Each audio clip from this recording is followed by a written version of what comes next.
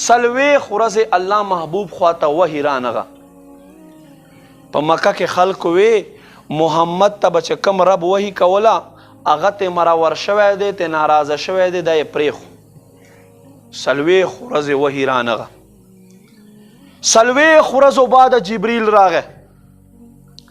جبریل دا هم زده کوي.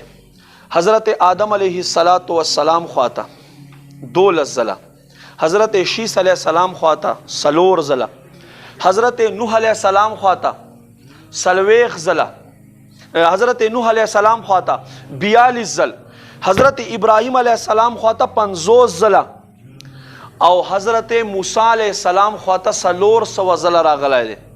او حضرت عیسی علیه السلام سره به ګرځېدو، عیسی علیه السلام سره به ګرځېدو او ستا او زما نبی خواته 24,000 ځله جبریل راغلی دی. سلویخ ورځو بعد جبریل راغی. محبوب ورته فرمایي جبریل مونږ تا ته نه یادېږو؟ وی قربان بالکل راته یادېږي. انی عبد مامور، زه خو بنده مامور یم، په حکم باندې څه وخت ما ته حکم وشي.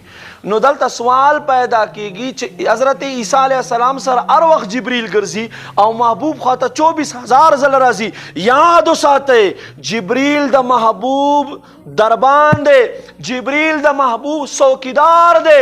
څوکیدار تر سره ګرځول دا دومره کمال نه دی چې تر څو پورې خپله مالک درته ووایي چې زه تا حفاظت کو.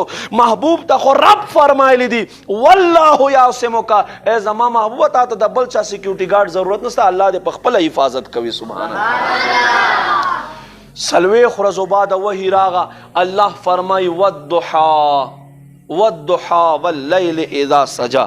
25 معنی ذکر کړي د امام غزالی. والضحی، والضحی وای دا سحر چا ول رڼا ولګي دی وخته. واللیل اذا سجا، او الله فرمای ما د سحر په د اولنۍ رڼا باندې قسم وي. فرمای واللیل اذا سجا، ما د شپې په تیارې باندې قسم وي. علما فرمای دا یې ولې وفرمایل؟ دا یې ځکه وفرمایل چې حضرت توجه غواړم حضرت حضرت موسی علیه السلام ته فرعون یو روایت کې راځي 4,000 جادوګر راغونډ کړي وو. 4,000 جادوګر او 80 خانو باندې رسۍ او پړي راوړي. میدان سجاو شوی دی، میدان سجاو شوی دی. د چاشت وخت، دا چاشت وخت ګوره ډېر فضیلت لري، دا سخت وخت نه دی، دا ډېر فضیلت لري. الله د دې وخت قسم ولې وخوړلو؟ امام راضي فرمایي ځکه قسم وخوړلو چې په دې وخت کې موسی علیه السلام یوازې یک تنې تنها 4,000 جادوګر راغونډ شوي دي او هغوی په مارانو باندې، په لختو باندې، په پړو باندې جادو وکړلو. ټول ماران جوړ شو. بس چې کله د حضرت موسی علیه السلام نمبر راغی، حضرت موسی علیه السلام ته وایي ته خپله لخته غزار کا. حضرت موسی علیه السلام خپله لخته غزار کړه.